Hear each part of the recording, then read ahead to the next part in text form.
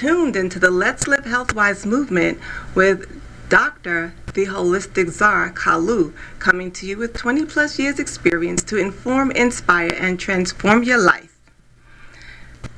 Now let's get started. Today we're talking about curb hunger. We have 5 tips to curb hunger when eating healthfully. So you know, this is a question I get a lot. What can I do to curb my hunger while I'm eating healthfully, because I get hungry a lot or very often?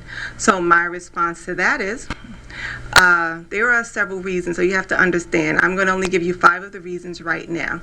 Reason number 1, your blood sugar may be low. Reason number 2, you have poor food choices or combinations. Reason number 3, poor chewing habits. Reason number 4, you may be thirsty and confusing it for hunger. Or reason number 5, there may not be enough calories for your level of activity. Low blood sugar, the blood sugar issue is you may be eating those simple sugars and things that burn off too quickly. Okay. Number 2, poor food choices. You may need more carbohydrates than protein. It depends on your metabolic rate. And poor food combinations. You may not be eating the right mix of fruits and vegetables, or combining fruits and vegetables. Sometimes they don't need to be combined together depending upon what it is. That will be in another class or another lesson. Or you may be eating proteins and animal proteins and carbohydrates, which may not digest very well for us, you or some people. Okay, then we have poor chewing habits. You may not be chewing enough to break down your food so it can thoroughly mix with your digestive enzymes. That's another cause. And you may be just plain old thirsty, dehydrated, which you're going to confuse with hunger, because it's going to create that hunger pains in your stomach and other pains as well that feel like ulcers. And then number 5, you may not be taking in enough calories for your level of activity. A person who works a desk job, their intake is going to be different from that of a construction worker, who's going to require a higher intake because they're going to burn it more quickly. So now let's move into 5 tips. So the 5 tips I have for you today, I don't know if you see that big old mic, I don't want it in your face, but anyway. Number 1, you want to eat whole grains such as quinoa, millet. You could eat wheat if you're not gluten intolerant. There's oats, barley, wheat, rye. There's so many different grains you can eat if you don't have a gluten sensitivity. Okay, and they burn slower over the longer haul throughout the 4 to 6 hour period, and gives your body a supply of steady sugar. Okay.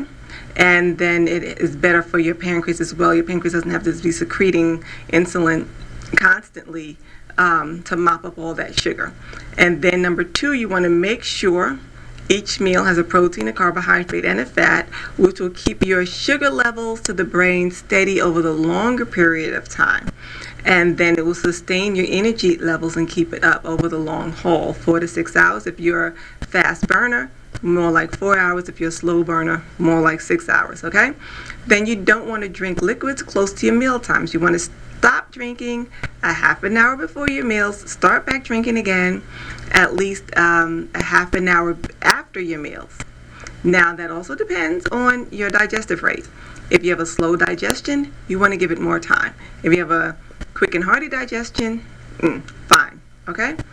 And you want to make sure your chyme or food in there is really integrated very well with your digestive enzymes, so that it can assimilate properly and give you the nourishments to the all different parts of your body. Tip number 4, you want to chew your food very well 30 to 40 times before you swallow, which is recommended and best that way. Therefore, I'll reiterate that again under this tip, so that your food is thoroughly mixed in with your digestive enzymes so they can break down properly. That is so very important, because you don't want to throw your food away. You don't want to spend money for nothing. So you want to get what you spent your money on. Okay? Tip number 5, you want to eat in a relaxed environment. You want to eat in a relaxed manner. You don't want to be all stressed out when you eat. You don't want those fight and flight hormones all in your gut or in your body, in your bloodstream when you're trying to digest your food. Okay, because it is just going to, when you're stressed, eating under stress, your immune system, your digestive system is not going to work that well, okay? And actually, stress helps you burn up those nutrients very fast, and you want to get your money's worth out of what you've eaten, okay? So these are my 5 tips for today. I'm glad I came to you. I'm new at this, and I thank you. So stay tuned for more help and more work from your holistic Zah, Dr. Kalu. I'm going to give you this video as it is, all the mistakes and whatever. But anyway, thanks for watching and joining the movement. Let's live health-wise with Dr. the Holistic Zah Kalu. Find us on the web at letslivehealthwise.com. That is my blog. And visit us on the web at drkalu.com if you want to come into my office for services. And that's where you'll find my healing center, the Path of Life Healing Center, at the drkalu.com address.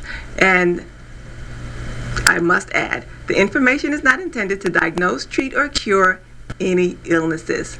Peace out. Love you guys.